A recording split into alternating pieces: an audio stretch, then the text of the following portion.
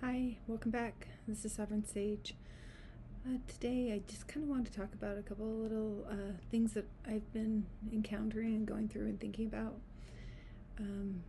The ideas on belief and concepts of destiny or like divine purpose, different things like that. I grew up in an environment, a culture that taught that we were all children of God and we were all special and had a purpose. And as a young kid, I didn't feel special or like I had a purpose. And I had this sort of belief that everybody else was special and had a purpose, but that I'd been sent without a soul to be a tool for others, right? So I wasn't divine.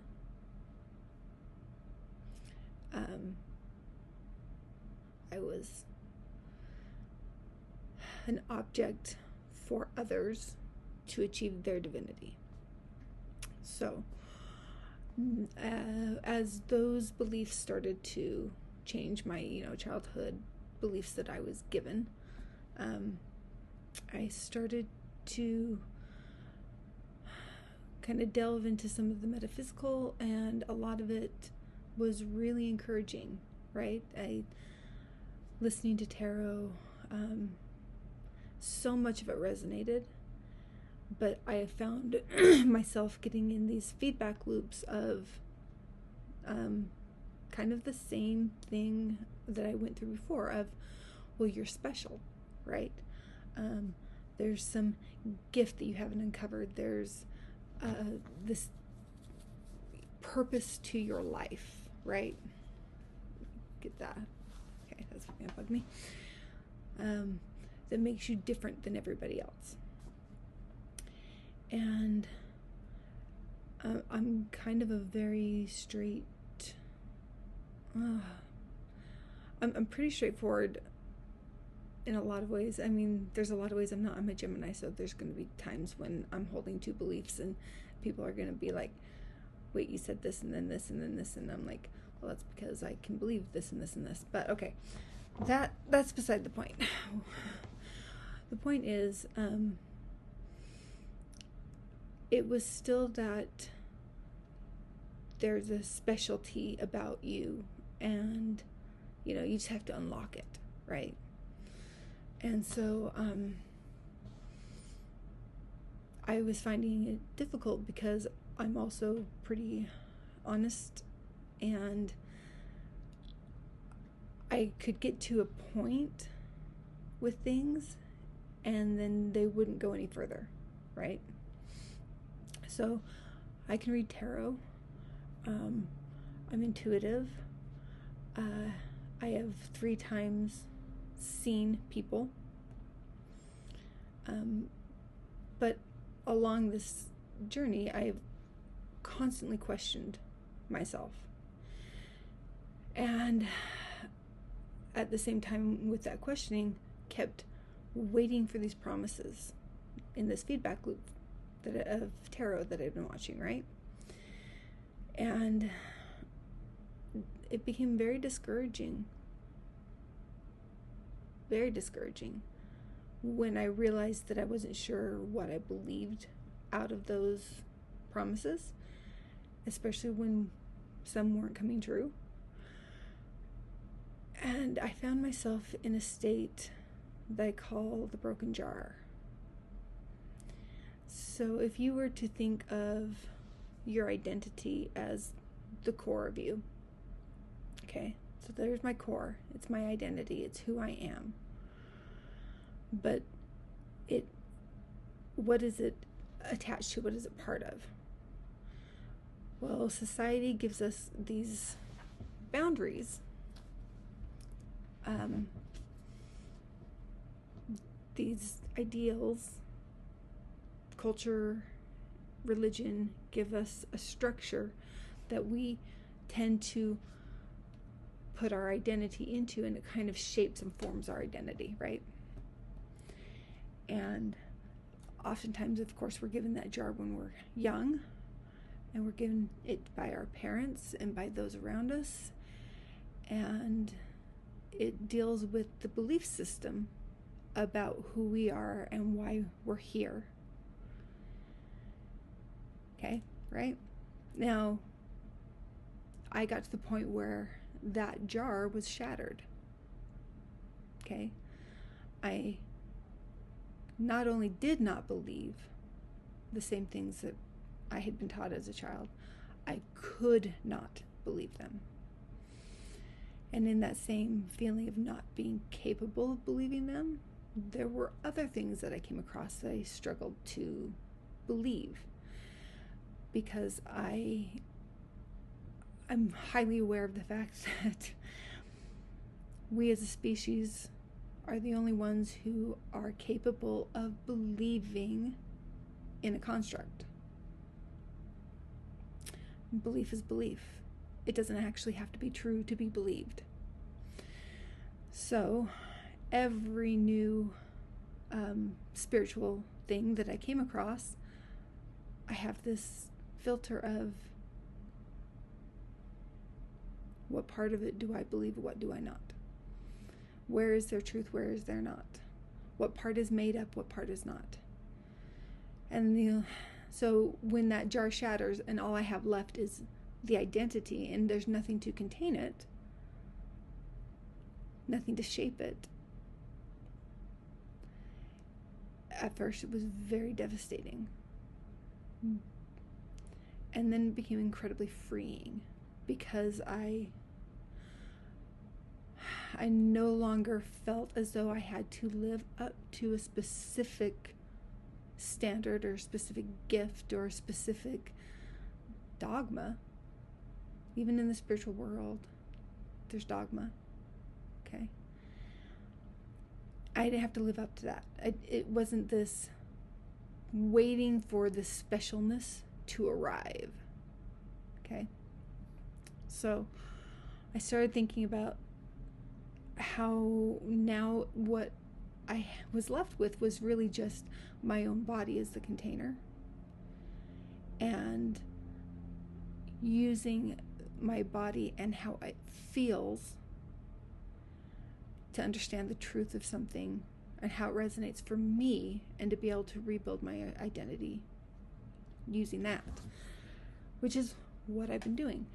And I have found that there's still a lot of value in so much of the spiritual teachings that I was already looking into.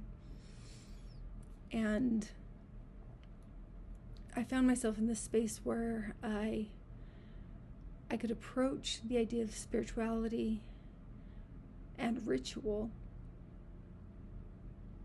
through the benefits of consistency, okay, and how it made me feel, without having to necessarily say this is a truth or the truth. Perhaps it's just a truth that I can use and believe, and I understand the truth of how it feels. Okay? Now, in that same vein, that means anyone else who has a truth that they feel, that's their truth. So it's not about trying to change somebody else's belief at all. It's simply a matter of trying to understand mine, and being open to the idea that I can find truth in many different ways, and that I can use ritual to open up truth for myself. I hope this makes sense. Okay. So, in those terms, I started thinking about the idea of the hero journey, because that's the thing that tells us we're special, right? That's the hero comes from some sort of a humble background and is thrown into a challenge, right? Their life gives them challenges that they have to overcome for a greater purpose.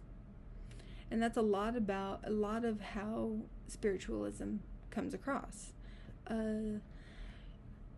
You have a gift. You have to develop a gift. You're a starseed, or you're this, or you're that. And that your journey here is something that is your challenge, right? It's your challenge that you're supposed to overcome for this greater good. So again, for somebody who can believe in belief and believe that somebody's belief is valid because it's their belief, but that doesn't feel like it necessarily applies to me, right? I started thinking about how the hero's journey is all about the idea of outside forces and us overcoming and digging deep to find that thing within us that makes us special, right? Find the force, right? We're going to use the force. And I'm not, it's so external. I know it's that whole myth of being special. So I wanted to propose a different journey called the dancer's journey. Now, I can't dance to save my life. I can't dance to save my kid's life. I can't. If dancing were something that in any way would save a life, everybody around me would die. Okay, I've got very little connection with my body, which is sad. Okay, but let's go back to the dancer's journey. Okay, the reason I chose the dancer is because of the thought.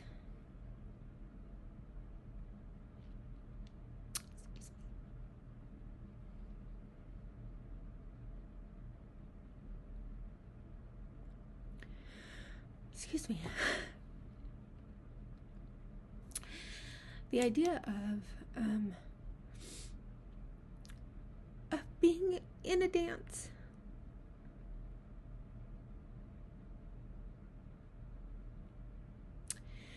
Where you are embodying every movement and every moment and every choice. And you are feeling it to the fullest extent throughout your whole body. And that every time you come up against something, you choose how to move around it. This idea, to me, is more powerful than the hero's journey because it's an embodiment journey, which is where I feel I need to be.